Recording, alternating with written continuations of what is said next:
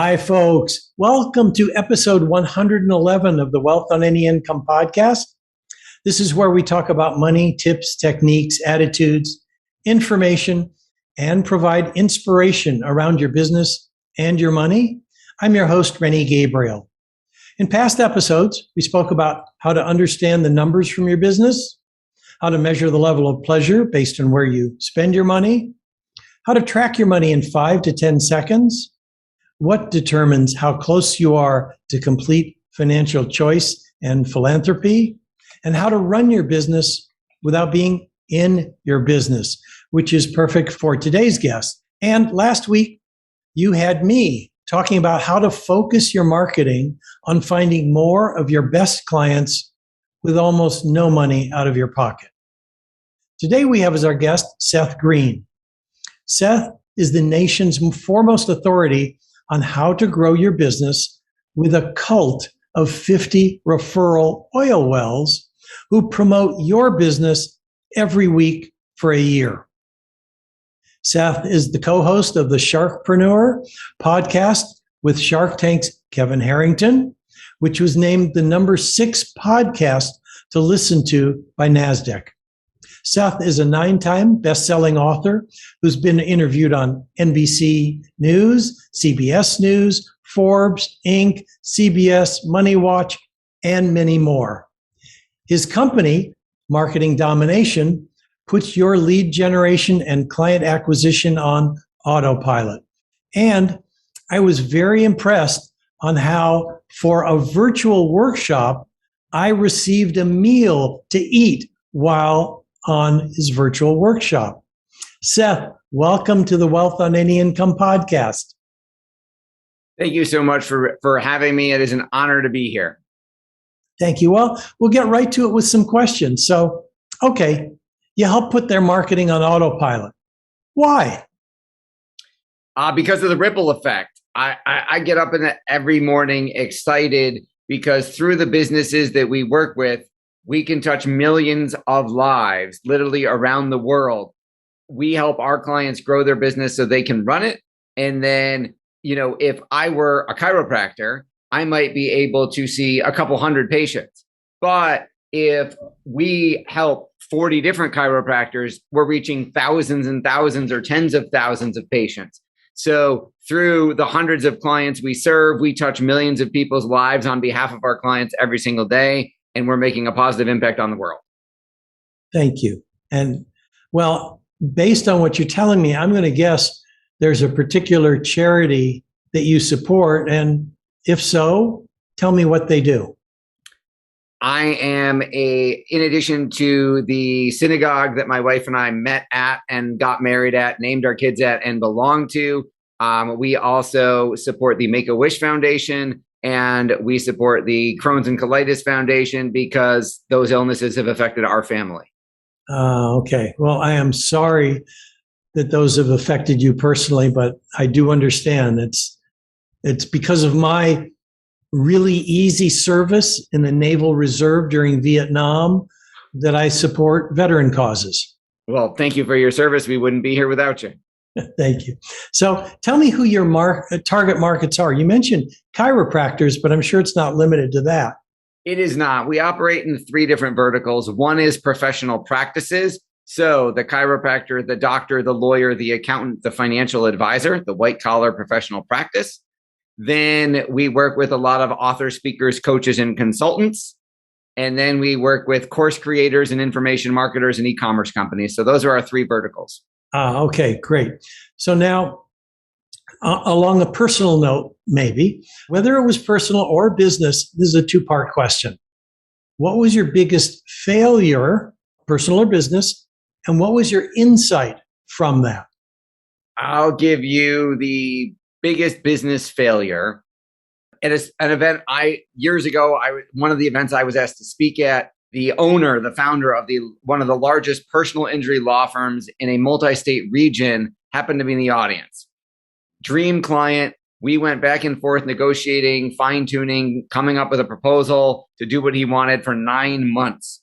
Month 9, he said, I love it. This is what I want. You're hired. Get me a contract. I'll get you a check.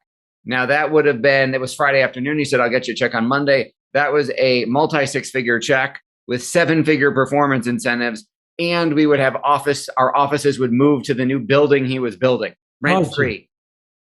So my wife and I happened to be shopping for a new house at that time because we had just had our third baby and we were kind of busting at the seams of our starter house.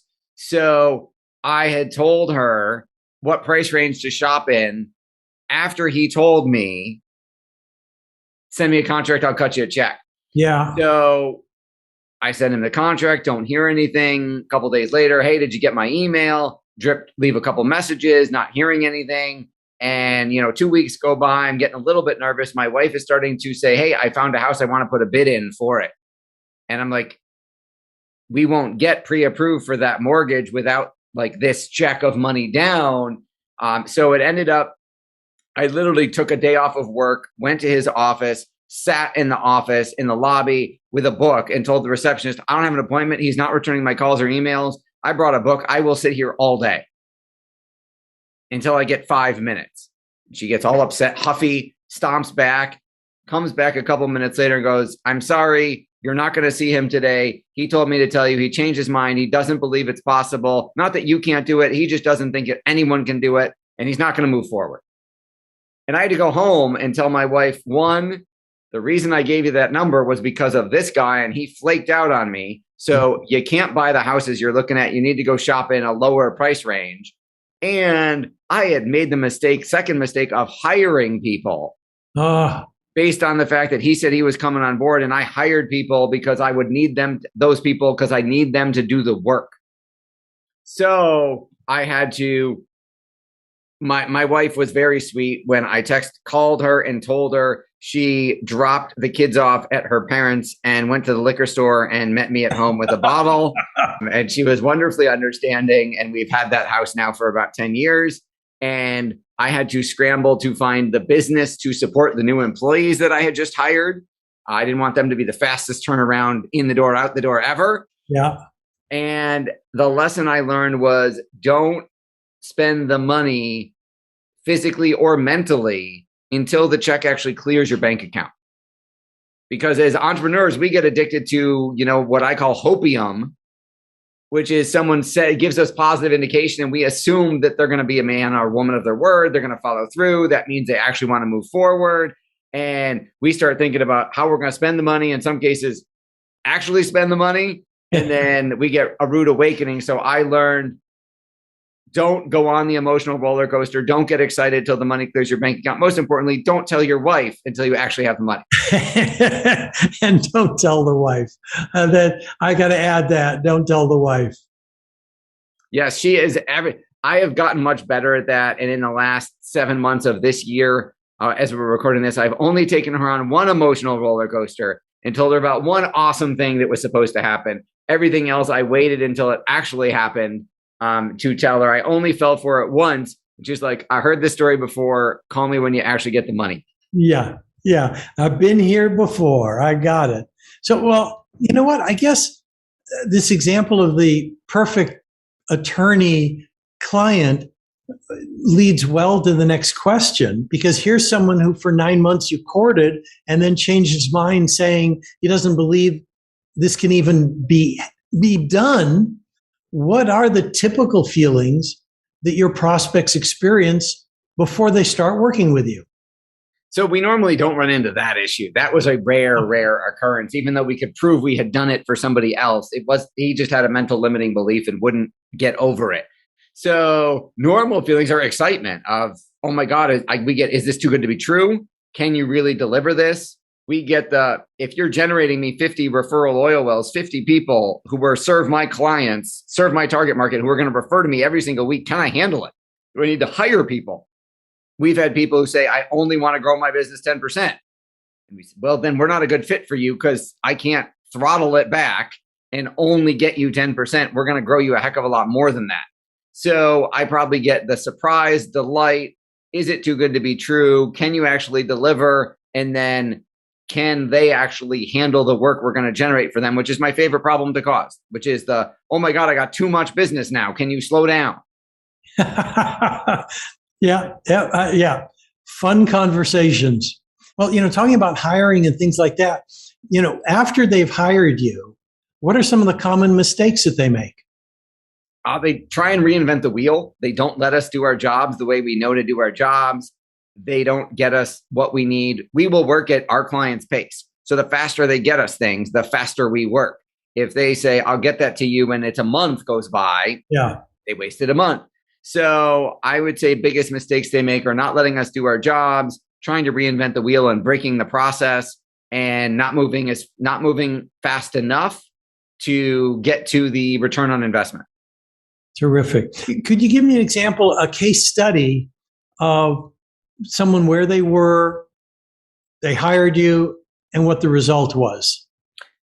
We've got shoeboxes full. Absolutely. So I'll give you an example. We had a financial advisor whose target market is dentists. And we've been able through our process to not only get him relationships with over 50 of them, but we've also gotten his practice in front of over 30,000 dentists. And we're producing a summit for him in a couple months that will have him literally in front of 100,000 dentists. Oh my gosh. Okay. Yeah. It sounds like once you get going, it's difficult to throttle back to a 10% growth. It depends on the service we're talking about. If we're talking about our, referral oil well service, no, I can't throttle that. They could just fail to follow up with the relationships we get, and then the referrals would trickle off. Yeah. However, if we're talking about online advertising where we're running traffic to a funnel online, that you can throttle back because you can scale back the ad budget or pause the ads. Got it. Okay. Yeah. I remember something similar when I owned a pension administration company. There was a CPA that every time I got together with him for lunch, he always had another referral for me. Well, you should go to lunch a lot. Exactly. So I decided we would go to lunch at least every month. And every month I got a new referral. That is awesome. Now all you had to do is go back in time and go to lunch every week. Yeah. Well, we were at the throttle it back business stage. Got it. Understood. Seth, is there a valuable free resource that people can download or see that would support them finding out more about you? Absolutely. If they go to growyourownCult.com, we have about a 30-page ebook that is on Amazon that's normally $14. For your listeners, they can get it at 50% off, $7. I promise it will be the best $7 you ever spend on your marketing, or I will give you your $7 back. And that's growyourownCult.com. Great. Okay. I got that in the show notes. And is there a question that I should have asked you that would also give some great value to those who are listening? Oh, and what would the answer be besides the question? Right. There's probably a list, and we could probably talk for a couple days on what all of those questions might be. I'll give you an easy one. What's the biggest mistake we see business owners and entrepreneurs making with their marketing? And the answer to that is being boring. If you are, let's say, a financial advisor and your brochure looks, if you work at Merrill Lynch and I compare you to a Morgan Stanley advisor, and the only thing different is the logo, everything else is the same, the prospect will not know who is different, and they will default to the lowest price. So we do a lot of marketing makeovers, a lot of rebranding of our clients so that they stand out and they're in a category of one, so that even if they think, well, I'm just a financial advisor, I sell insurance and investments, we can make them stand out from the 3,000 other investment advisors in their town so that they actually get the leads and the business they deserve. That makes perfect sense. That's something I learned, probably 40 years ago when I was in the insurance industry, is you want to be on a shelf by yourself, not like another brand of laundry detergent. Exactly. And you don't look old enough to have been in the insurance business 40 years ago. Thank you, Seth. Yes, actually, I've been in business for 50 years, so we won't talk about that. Fair enough. Seth, thank you for taking the time out, and thank you for being on my show. Our pleasure. I'm thrilled to be here. And to my listeners, thank you for tuning in. Next week, we're going to have Daniel Aaron. Now, this is a departure, speaking about how to live a vibrant life as an entrepreneur who primarily works with spiritually oriented people. He's been on my show. I've got his book. He was really good. He's going to be a great guest. Oh, yeah, I know. And Daniel was also a client of mine. So you can listen to the Wealth on Any Income podcast on your favorite platform, and please rate, review, and subscribe. And if you'd like to know how books, movies, and society programs you to be poor and what the cure is, then log on to wealthonanyincome.com/TEDx. You'll hear my TEDx talk and can request a free 9-step, 27-page roadmap to complete financial choice and receive a weekly email with tips, techniques, or inspiration around your business or your money. And if you'd like to see how you can increase your wealth and donate to the causes that touch your heart, please check out our affordable program, Wealth with Purpose, on the wealthonanyincome.com website. Until next week, be prosperous. Bye-bye for now.